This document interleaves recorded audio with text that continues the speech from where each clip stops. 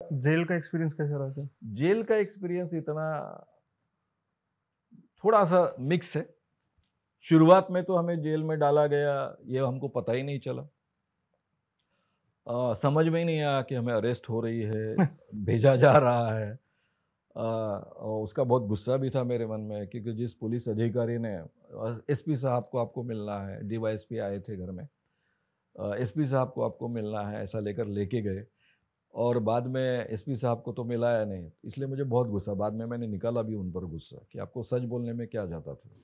क्यों मेरे साथ और झूठ बोले? इस सब के बाद पिताजी के साथ संबंध कैसे रहे? इस सब के बाद में पिताजी के साथ में संबंध तो बिगड़ने का कोई कारण ही नहीं था, लेकिन उतना हुआ कि वो पूरा गाँव छोड़कर चले गए।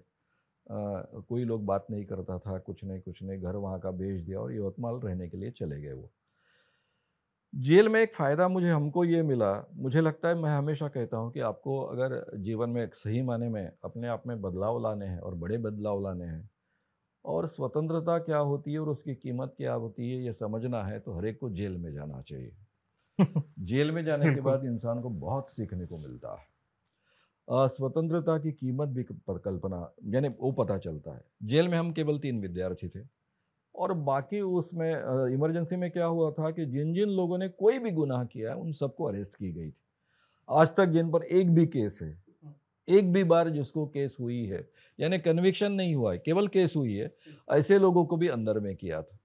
तो मेरे पूरे जेल में करीबन 1000 से 1100 कैदी थे और उसमें हम 3 विद्यार्थी थे। रात-दिन कोई काम नहीं होता था। संयोग से मैं डिबेटिंग सोसाइटी का मेरे कॉलेज का प्रेसिडेंट था और जो हमारे जेलर थे, उनकी बेटी वाइस प्रेसिडेंट थी। तो इसलिए वो मुझे जानते थे। उसका बहुत फ़ायदा आगे पहले तो बहुत डरते थे सरकार को, लेकिन जैसे ही कुछ समय गुज़रा, तो उसके बाद में थोड़ा-सा डर कम हुआ, तो उन्होंने हमारे रहने की व्यवस्था अलग की। जो जेल के डॉक्टर थे, उनकी बहन हमारे कॉलेज में थी, वो भी पहचानते थे।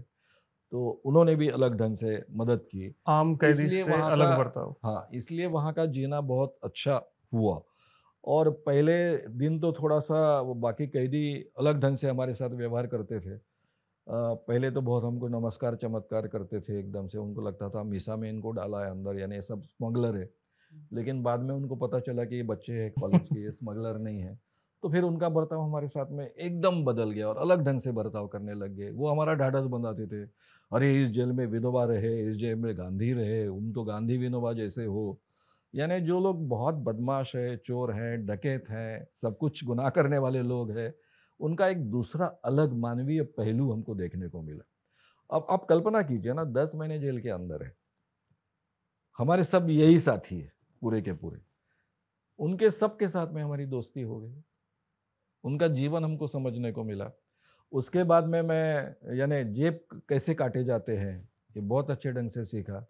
उसके बाद में आज तक मेरी जेब कभी काटी नहीं गई, क्योंकि मुझे खुद मालूम है जेब कैसे काटी जाती है, तो क्या करना चाहिए ये पता था। तो एक बहुत अलग ढंग का जीवन हमें सीखने को वहाँ पर मिला।